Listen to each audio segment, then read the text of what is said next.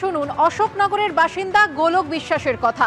দিন কয়েক আগে গিয়েছিলেন তিনি বাংলাদেশের গোপালগঞ্জে। সেখান থেকেই ভয়াবহ অভিজ্ঞতা নিয়ে ফিরলেন তিনি। আমার একটাই অভিজ্ঞতা হলো যে আমাদের পার্শ্ববর্তী রাষ্ট্র আমাদের প্রতি এরকম হিংস্রতাভাবে আমাদের আক্রমণ করে, এইটাই মানে কল্পনার বাইরে। যে আমরা ভাবতে পারছি না যে একটা পার্শ্ববর্তী রাষ্ট্র আমাদের প্রতি এরকমভাবে যারা ধর্ম নিয়ে যারা চলে তাদের প্রতি এরকম হিংস্র বর্বরতা নির্যাতন ওরা করে, এইটাই আমাদের মেনে নিতে পারছি না আর কি। ধর্মীয় হ্যাঁ, আমি ধর্মীয় কাজে গেছিলাম, আমার গুরুধামে গেছিলাম। শ্রীমৎ সুশীল পাগল আমার গুরু। কি হলো?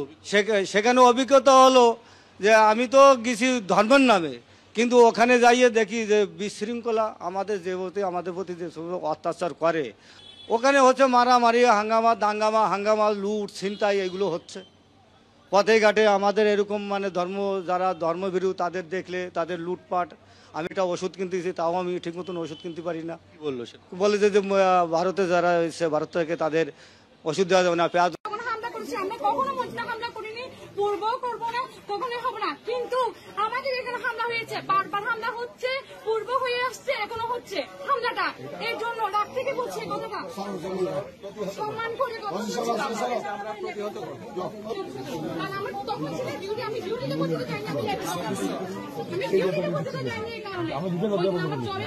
আমার দিদিকে দিতে এসেছি, কিন্তু আমার খুব ভয় লাগছে। দিদিকে যে আবার বাংলাদেশে পাঠাবো সেটা আমি নিজেকে সামনে রাখতে পারছি না যে দিদিকে আসলে পাঠালে যে কি হবে ওখানে জানি না। গত পরশু একটা ছেলেকে চিন্ময় বলছে আমি এসকনে আসি, ওকে কান ধরে উঠবস করিয়েছে। একটা লোককে মেরে দিয়েছে, হিন্দু লোককে মেরে দিয়ে তাকে জানাজা নামাজ পড়াচ্ছে, তাকে হয়তো বা মাটি দিয়েছে।